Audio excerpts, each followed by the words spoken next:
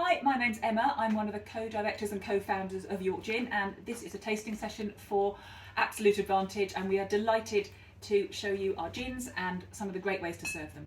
So York Gin started in some of the best ways that it can, good friends talking around the pub table saying, why doesn't York have a gin? It's a fabulous historic city. It has hundreds of pubs, apocryphally one pub for every day of the year, so you're never bored. However, what it didn't have was its own gin, and we were horrified.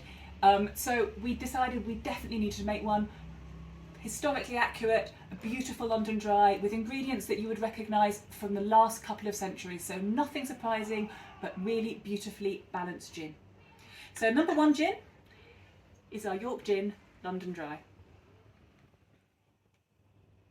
So in our York Gin London Dry, there are 9 core botanicals. The key one, of course, is juniper, which I've got a little bit here. And juniper is what the name gin comes from. It's a Dutch word, Geneva, and gives you the core reason. If you can't taste juniper, it's not gin, folks. So this is the one that is our core branded gin. It's our London Dry, and as well as juniper, you'll really get the flavours of lemon and coriander and angelica, orris root, tiny bit of black pepper, and if you're lucky, you can pick out the grains of paradise, which are an ingredient which Queen Elizabeth herself used to hide in her laundry. So we're going to make a G&T, the classic thing to have with a London Dry, and an absolute favourite and one of the world's best cocktails, and there's no surprise.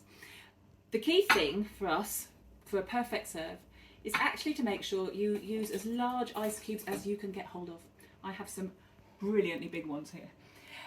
That means you've got a really small surface to volume ratio, which means your ice isn't going to melt as nearly as quickly, so your gin and tonic doesn't get too diluted. So that's really the key thing for your perfect serve. So G&T, a large measure of gin,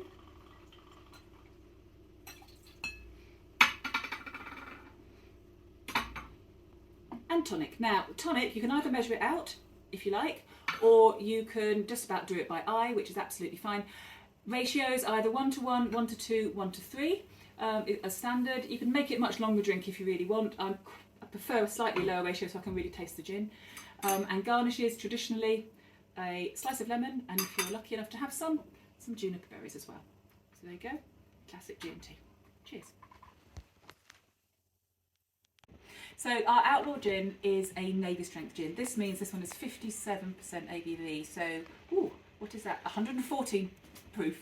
Got to get my maths right now. So a strong gin, classically strong but incredibly smooth. This gin won a double gold in San Francisco in 2019, and a double gold meant a unanimous gold decision. So not one judge thought we deserved anything less than the top mark. So we're incredibly proud of this gin. We call this gin Outlaw because we like to say history in the tasting with York Gin, and York has some notorious baddies, including Guy Fawkes and Dick Turpin, and some great female baddies too. We honour them with this. We don't necessarily condone, but we also say treat with caution and care. So with this one, we're going to make a Tom Collins today, but also what goes really well, if you happen to be able to get hold of, an aromatic tonic like this, which is done by Fever Tree, which has Angostura bitters and other beautiful botanicals in. And you can also use just soda and Angostura bitters, which would also make a classic drink. But for today, we're going to make a Tom Collins, which is a classic long drink, built over ice. So let's go. For this one, it's not so critical to have really large ice cubes. You could build it over ice if that's what you have.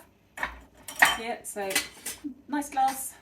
Again, I'm afraid it's all large measures at York Gin, but you can be more restrained if you like. Okay, so the beautifully smooth Outlaw Gin, which again has the same botanicals as the London Dry, but kind of bumped up about 20%. It has more juniper, has actually a sort of double distillation going on as well. It's incredibly smooth. It's so nice. I'm quite excited.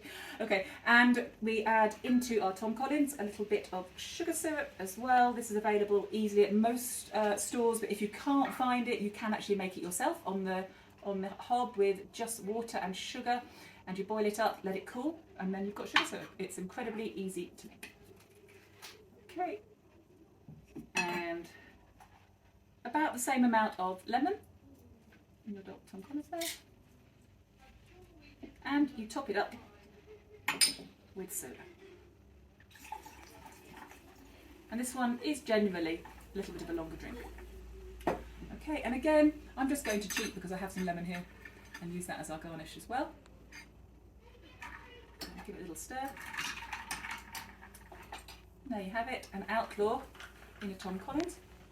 Cheers again.